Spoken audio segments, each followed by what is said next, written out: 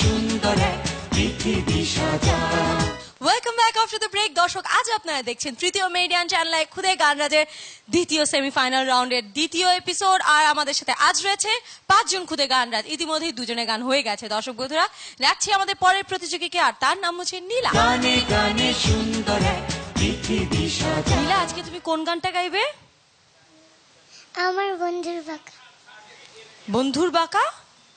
আমার বন্ধুর বাঁকা নয়নে আমার স্বামী। বাবা, দর্শক, আজকে আমাদের এই ছোট্ট বন্ধু গান গাইবে বন্ধুর বাঁকা নয়নে। নীলা, খুব সুন্দর করে গানটা গাও। আচ্ছা, অল দ্য বেস্ট।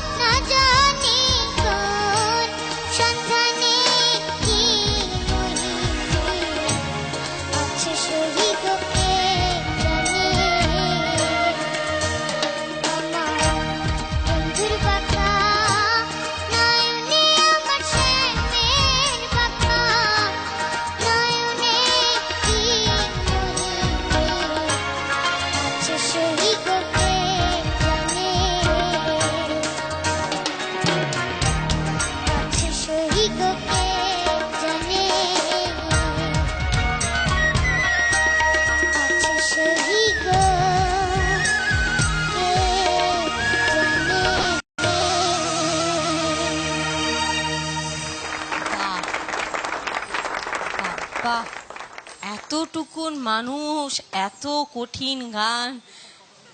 প্রথমেই শুনবো এসআই টুটুলের কাছ থেকে। নীলার গানের কথা আমি এর আগে অনেকবার বলে দিয়েছি, এখন আর বলতে চাচ্ছি না, কারণ কান্নাকাটি করবে। বাদ না, সেটাও বলছি না, কারণ সেটাও কান্নাকাটির একটা বিষয় হয়ে যেতে পারে, কি জানি কি হয়। তোমাদের কান্নাকাটিতে ওর কিছু যায় আসে না, কারণ ও তো বন্ধুর বাঁকা নয়নে কি দেখেছে। নয়নে কি মোহিনী আছে সেই কথা মোহিনী, জানি। মোহিনী। এইগুলোর অর্থ হয়তো সে জানে না। মোহিনী। কিন্তু আমার বেশি ভালো লেগেছে কোনটা জানো, ও যে উপরে একটা টান দিল না, শাট করে গিয়ে একদম তীরের মতো লেগে গেল গলাটা, দারুণ। সেলিম আশরাফ। আমি কিছু বলবো যেটা বলা উচিত বলে আমি মনে করি।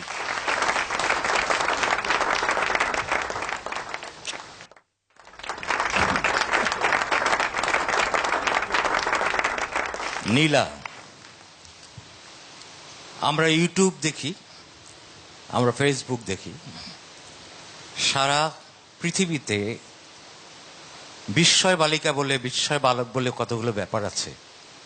আমি কিছুদিন আগে ইউটিউবে দেখলাম 5 বছরের কি ছেলে বিটোভেনের মুনলাইট সোনাটা বাজাচ্ছে, কোনো নোটিশন না দেখে, ফ্রম মেমোরি। আমাদের বিস্ময় বালিকা আমাদের দেশের। আমি চ্যানেল আই কর্তৃপক্ষকে অনুরোধ জানাবো, ও ফার্স্ট হলো বা সেকেন্ড হলো সেটা কোনো ব্যাপার না, এই বয়সে ও যা করতে পেরেছে, আমরা কি তা করতে পেরেছিলাম এই বয়সে?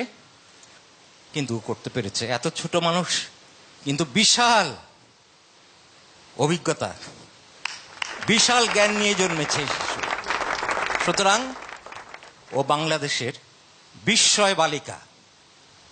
ঠিক আছে, স্যার। Thank you baby. আসসালামু আলাইকুম, আমি নীলা, আমি সিলেটটা ফুরি। আপনারা হক করলে আমারে বেশি বেশি ভোট করবেন।